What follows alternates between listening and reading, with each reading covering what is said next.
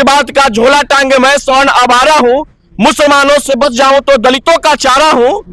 कांग्रेस ने दर्द दिया तब हमने कमल का फूल चुना, फिर जेल में डाल रहे बिना कोई पड़ताल बिना। इतनी दिन तक भक्ति किया फिर भी मोदी का मारा हूँ।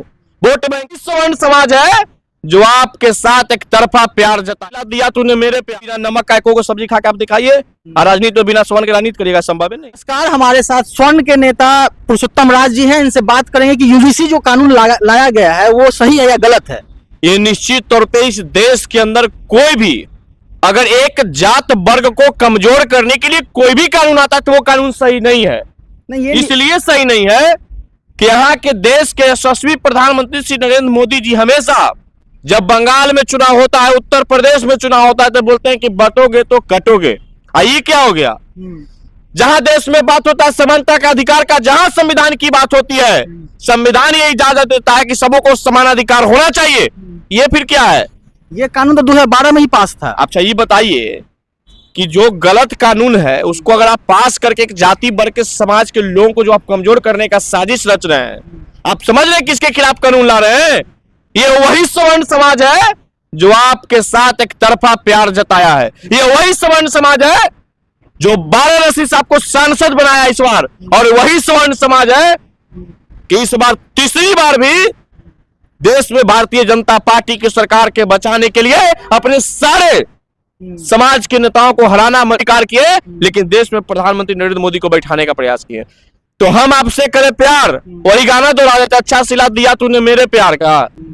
अगर प्यार का सिला अगर ये आप देंगे तो हम वही सवर्ण समाज है कि सत्ता में लाना भी जानते हैं तो सत्ता में हाथ पकड़ के उठाना भी जानते हैं। इससे अति पिछड़ा का उत्थान के बात किया जा रहा है, इसमें कहां से गलत लग रहा है? आप अभी बताइए कि देश के प्रधानमंत्री अति पिछड़ा, राष्ट्रपति आदिवासी और लगभग राज्यों में मुख्यमंत्री अति पिछड़ा, फिर भी पिछड़ा ही रह गया तो सरकार से सवाल होना चाहिए कि स्वर्ण से सवाल होना चाहिए।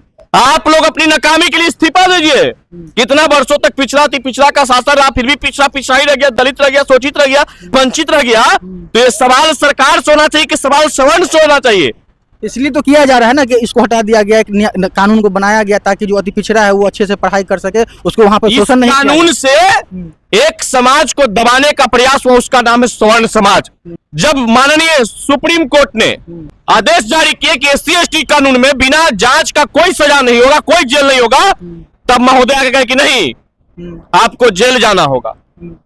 एक तरफ आप कहते हैं कि जात बताओ नौकरी पाओ, दूसरा तरफ कहते हैं कि जात बताओ जेल जाओ।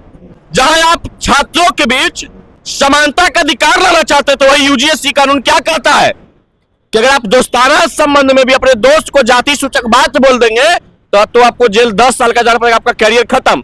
नहीं भी बोलो फिर भी जाना होगा, क्योंकि आज जितना भी SC/ST कानून इस देश के अंदर लागू है, जितने भी लोगों पर SC/ST का मुकदमा है, वो मुकदमा फर्जी तरीके से किया गया, किसी को शोषित करने के लिए किया गया है, किसी को तबाह करने के लिए किया गया है। राष्ट्रवाद का झोला टांगे मैं स्वर्ण आवारा हूँ, मुसलमानों से बच जाऊं तो दलितों का चारा हूँ। कांग्रेस ने दर्द दिया तब हमने कमल का फूल चुना, फिर जेल में डाल रहे बिना कोई पड़ताल बिना। इतनी दिन तक भक्ति किया फिर भी मोदी का मारा हूँ। वोट बैंक की राजनीति में मैं स्वर्ण बेचा रहा हूँ। भरोसा किया अपने नेताओं पे, यूं ही नहीं हारा हूँ। अब भी चुप बैठा मैंने तो मैं ही बड़ा नालायक हूँ। राष्ट्रवाद के झोला टांगे मैं स्वर्ण आवारा। तो इस देश के अंदर और इस देश में नारा दिया जाता है कि ब्राह्मण बनिया भारत छोड़ो। इस देश में नारा दिया जाता है राजपूतों को पगड़ी उतारने के लेके। इस देश में नारा दिया जाता है भूमियार के परशुराम भगवान पे, उनको कोई सजा नहीं। और हम बोले या ना बोले हमको सजा। इस प्यार का आपको मिलेगा रिजल्ट, आने दीजिए, वक्त है। अच्छा, कहा जा रहा है कि जो निर्णय होगा 30 दिन के अंदर अगर नहीं देता है तो उसका जो यूनिवर्सिटी है उसका फंड को रोक दिया जाएगा। अब यही ना कर रहे हैं कि आप ये तो या तो आप भी यही बात बोल दीजिए कि स्वर्ण समाज भारत छोड़ो, आप ही नारा ये दे दीजिए। मैं भी इस देश का नागरिक हूं, जहां संविधान की बात होता है, जहां संविधान की रक्षा की बात होता है। हमने कौन गुनाह किया था? हमने आपके साथ कौन गुनाह किया? गुनाह बस यही ना किया कि आपको सरकार में लाने के लिए अपने सभी लोगों को हमने हरा दिया। हमने गुनाह यही ना किया कि हम एक तरफा भारतीय जनता पार्टी से प्यार किया। हमने गुनाह बस यही ना किया कि मोदी से प्यार किया। अगर हम भी सब की तरह प्रसाद की तरह सरस्वती माता के प्रसाद वोट जैसा बांट देते तो आज हमें भी आप गाला लगाते ना। तो हम सवर्ण समाज जिससे दोस्ती करते, जिससे प्यार करते तो खुलेआम करते हैं, और जिससे दुश्मनी भी करते तो खुलेआम करते हैं। इस इंतजार करिएगा। अच्छा, इसमें क्या होगा कि मान लीजिए किसी पे आरोप साबित हो नहीं हुआ और उस पे यूजीसी कानून के तहत उस पे उसको कॉलेज से बाहर कर दिया जाता है, 5 साल के बाद पता चलता है कि यह तो निर्दोष था, तब क्या होगा? उसका तो लाइफ बर्बाद हो अब जाएगा। यही होता है, SC ST कानून जितने भी लोगों पर लगा हुआ है, माननीय न्यायालय में कई अधिवक्ताओं ने लड़े, हर तरीके से कई जगह पे फर्जी मुकदमा करके लोगों को परेशान किया जाता है, बाद में रिजल्ट वही होता है, निर्दोष साबित होता है, उसका कैरियर बर्बाद होता है, उसका मानहानि में ठेस पहुंचता है। तो इसका जिम्मेवारी कौन लेगा? सरकार को लेनी चाहिए। आप भारत को विश्व गुरु बनाने की बात करते हैं, आप भारत को विकसित और समृद्ध भारत बनाने की बात करते हैं, तो क्या ऐसा ही बनेगा? एक जाति पर के छाती पर लाठी धर दीजिएगा? एक जाति वर्ग ने आपसे क्या गलत किया महोदय कि आप उसके खिलाफ लगातार कानून पे कानून ला रहे हैं? अगर ज्यादा ही हम लोगों को तंग करना है तो दोनों हाथ में हथकड़ी लगा दीजिए सवर्ण समाज को। सवर्ण समाज को कह दीजिए कि भारत छोड़ो, क्योंकि भारत में तो आपकी सत्ता आ गया है, आप सत्ता पे ऊपर काबिज, आप तो कुछ भी ला सकते हैं। लेकिन याद जरूर रखिएगा कि यही सवर्ण समाज है जो कांग्रेस से लड़के आपको सत्ता पे लाया है। यही सवर्ण समाज है जो त्याग और तपस्या करके आपको सत्ता में बैठाया है।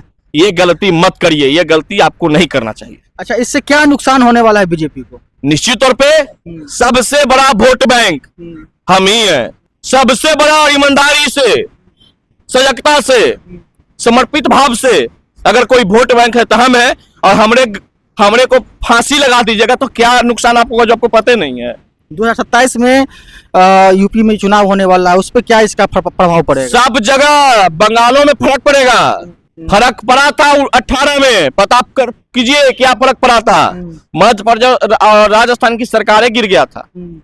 तो आप हल्के में ना ले, सब्जी में बिना नमक का को सब्जी खा के आप दिखाइए, और राजनीति में बिना स्वर्ण के राजनीति करिएगा, संभव नहीं है।